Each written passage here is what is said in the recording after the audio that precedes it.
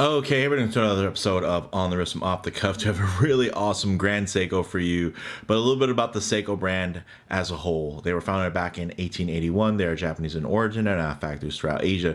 They cover all market segments from entry level to high end, and this is an example of their high end division, Grand Seiko. Grand Seiko was founded back in 1960, and in terms of the type of watch, I'd consider this a traveler's watch. Some key common characteristics inside when you're looking for something that you can wear during your traveling adventures. You're going to want, of course, some type of GMT or world timer function, so you're able to travel, so you're able to track multiple time zones with relative ease. This is the Grand Seiko SBGE285 Mistflake GMT, and it's a part of their Evolution 9 collection. This go anywhere spring drive GMT watch, looks as good at the office as it does at home, but definitely has a dial that is inspired by the landscape where it was created. It has a delicately textured surface pattern that echoes the morning mist that envelops the mountains of Nagano, and which is the home of the spring drive in winter. Now, these go for 8,400 MSRP, or you can get this bad boy pre-owned from Belmont Watches in San Diego for just 6,100. So quite a savings for a piece that is, still quite new and quite desirable. Really excited to get hands-on with this piece. So big shout out to Belmont Watches for lending this piece in for me to share with you all. And hey, if there's a potential buyer out there, definitely hit the links in the description to learn more. So with all that said, let's go ahead, zoom the camera out, get this piece in hand, and take a closer look. Okay, wow. So definitely a looker. This one just has such a luxurious kind of monochromatic monotone look.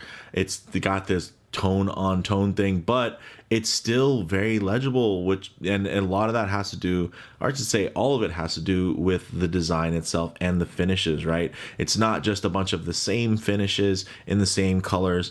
It has a very muted color palette, but the finishing is anything but muted, right? Like it's just everything but muted, I should say, and that's fantastic when it comes to either the texturing on the dial, the super highly polished faceted indexes there, or the vertically brushed bezel, with a 24-hour scale. There's just so many different things playing off of each other. I just really, really like that. And it just, I don't know, there's something about it that just feels, quite luxurious. Like they did a really good job of making this feel like a very expensive timepiece. And it's not cheap. $8,400 is not cheap, even to people who spend $10,000 on a watch. Like, of course, there are some people where that's nothing, but I'd say the majority of folks that would appreciate a watch like this is something that you would be,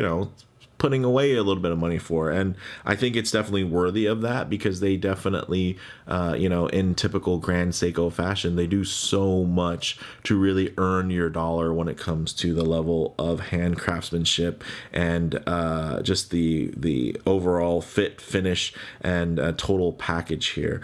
Another nice thing that you never really notice on here is that this has a really cool and handsome boxed sapphire crystal. And again, it's just like you look at it and it almost gets lost. And I mean, as much as people love crystals and boxed sapphires, it tend to be one that a lot of people love. I do like the fact that they didn't go with a flat one with a chamfer or something, because it does help this watch flow, right? There are angles, but there also are organic curves, and I think that curvature was just really well done. And you can see, of course, that even at very harsh angles, everything is very, very legible, and you can see that gorgeous smooth sweeping, so there are no ticks within that second hand because it is spring drive technology. This thing's just absolutely gorgeous. And then you get that fixed bezel wrapping around that gorgeous sapphire, and you got that vertically brushed 24-hour scale there. You have a screw down signed crown with the GS logo there. Very, very nice. And then in the back, guys, you can actually see it here. My goodness. And I mean, again, in terms of pure mechanical watchmaking, no, the spring drive isn't going to be the sexiest. But when it comes to doing something really within the vein of mechanical craftsmanship, it's pretty amazing. And I don't even want to try to, there's so many better channels to tell you exactly how this works, but in a nutshell, basically that rotor is charging the spring, and that is just going. Instead of it vibrating, it's essentially just going, and then it uses a quartz regulator to have a magnetic brake that it slows down the sweep so that it actually will be on time. So that's just kind of the down and dirty Barney style version of it. But it's, if you want to get into those videos, I mean, there's so many videos that kind of can break it down better than that, but that's just kind of the down and dirty. If you ever wondered what makes spring drive different, no, it's not a quartz movement. That's just, don't oversimplify. Just because it has a quartz crystal in it doesn't mean it's a quartz movement. I mean, it's driven by a spring, which mechanical movements are also driven by. So this is really just a fantastic, accomplishment within horology in itself.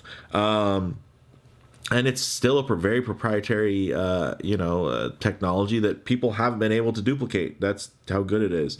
And then when you get into spring drive, that's great. But it also, it has a true traveler's GMT complication with that independently adjustable hour hand, 72-hour power reserve, guys, 3 days. And you can see that power reserve indicator does break down the 3 days very legibly. 1 day, 2 day, 3, all the way up, right? And then it slightly tapers off, gets smaller on the other direction. So very cool, very easy. And then in terms of accuracy, guys, plus or minus 1 second a day, or relatively on average is going to be plus or minus 15 seconds a month, which is outstanding. It's essentially like, what's going to beat that? I don't know.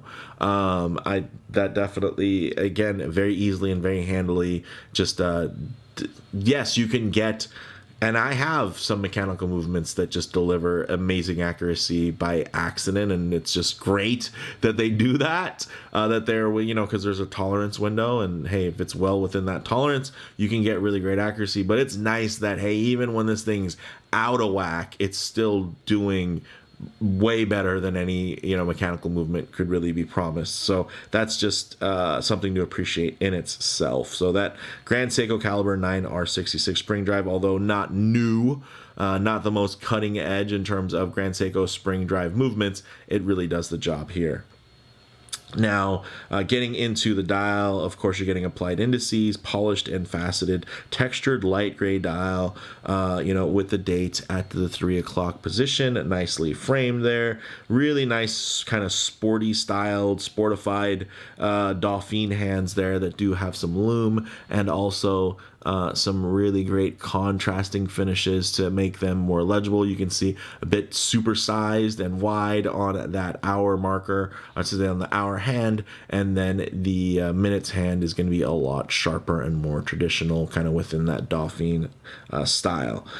You do get 100 meters of water resistance or 10 bar, which is great, and you can be very confident in that because you do have a screw down crown. You have 22 millimeter lugs, which is a bit wide for those of us that do like to change out straps, but in terms of the way that the case flows and everything like that, I think it actually looks quite good, and as part of that aesthetic of that kind of wider, low slung appearance. I mean, like, it's looks like a Lamborghini, right? Like the way that it sits, it just has a wide stance, and that's part of it. And I think if they did go with a more traditional lug, then it would have just been a more traditional watch. And with the Evolution 9, they really want to do something quite different and quite signature at the same time. So not different for the sake of being different, just for the sake of being different, but also something that they really wanted to capitalize on and just double down on in terms of the way that that's going to appear aesthetically on the wrist or even off the wrist.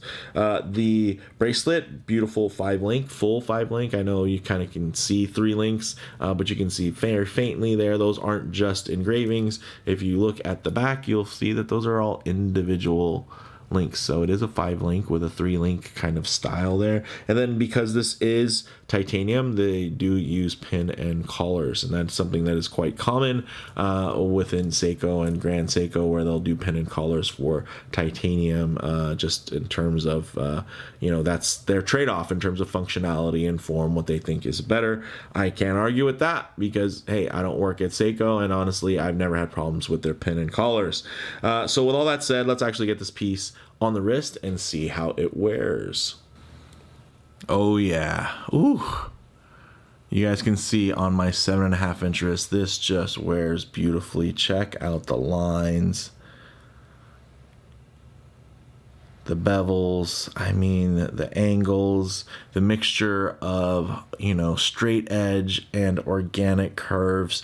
They just do it really, really well. The bracelet, as much as people say it's a non-tapering bracelet, it actually does taper. It's just a very slight taper. You can see here it's 22, then slightly, then, maybe down to 21. There. Could it use more of a taper? Sure.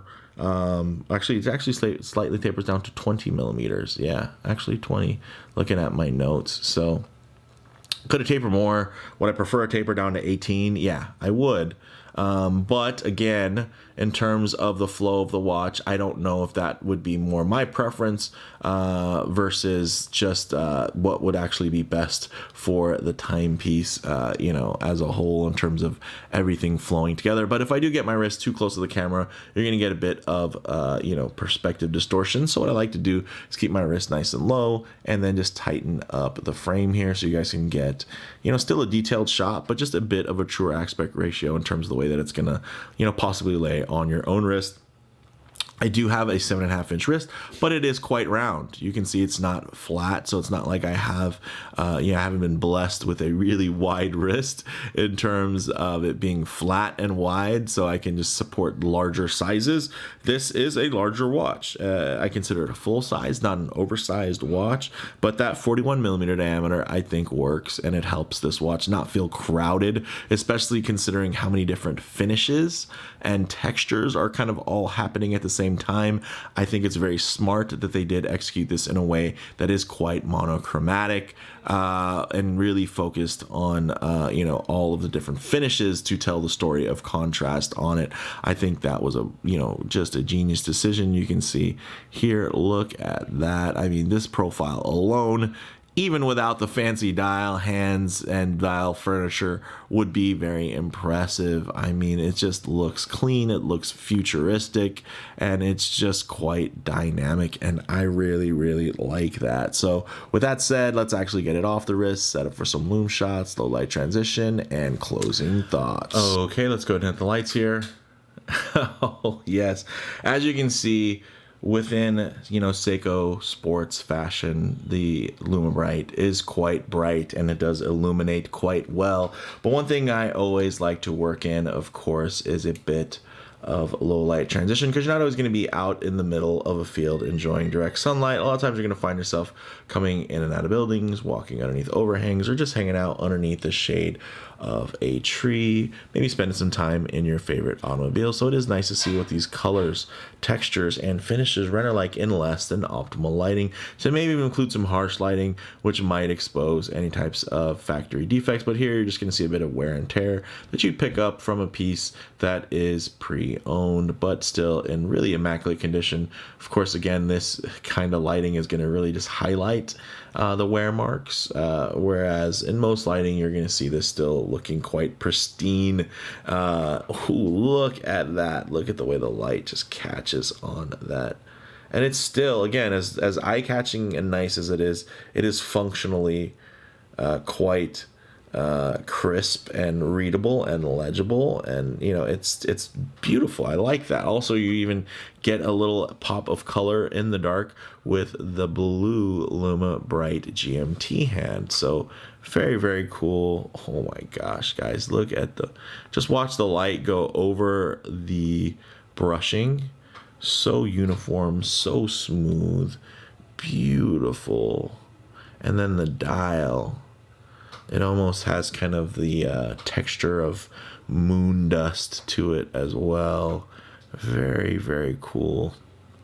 And again, these kind of shades of gray, this monochromatic look that has just been texturized and faceted and highly polished and beveled, and just it all comes together for something that is very, very unique and very, very signature to Grand Seiko, and that's creating a new signature. It's not just resting on previous heritage, which I can appreciate. So guys, closing thoughts on the wrist. This wears low and flat to the wrist. It just feels very luxurious, and I think it looks it too. In terms of model variants, it's also available in a similarly textured black dial option, but of course this is the one that you can get at a crazy deal of $6,100 pre-owned from Belmont, so we'll focus on that. In terms of comparable models, being closer to 10K than it is to 5K does find itself outside of the more typical $5,000 to $6,000 Grand Seiko value proposition, but when you consider the package as a whole and how it sits elevated within Grand Seiko's own kind of lineup, it still makes a really strong case for that value proposition.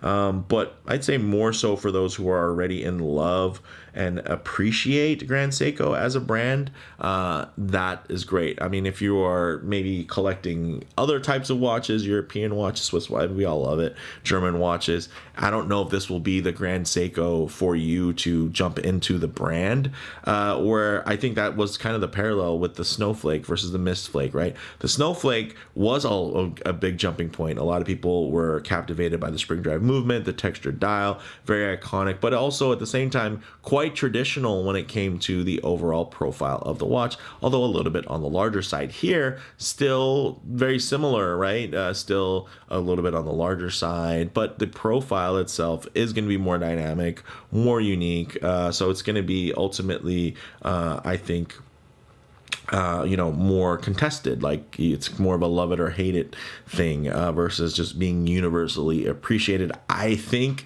this thing is gorgeous, but there are some people who might look at this and say, I'd never wear something like that. So, which is completely understandable, that it could be a bit more polarizing. So for me, guys, the bottom line is the Mistflake represents for GS what the Snowflake kind of used to. It's quintessential Grand Seiko, but with a future twist, foreshadowing more where the brand is going versus where it's been. And, depending on where you are within that collecting timeline, you might be excited to ramp up about, everything that's coming from the success of Grand Seiko right now, and you're looking forward to seeing how they leverage those gains. Or you might want to go, kind of the other direction and just honor the heritage, and that's a completely fair assessment as well. So with all that said, let me know what you guys think in the comments below. If you like the video, please do like, and if you haven't already, please subscribe for more content just like this. Thanks, guys.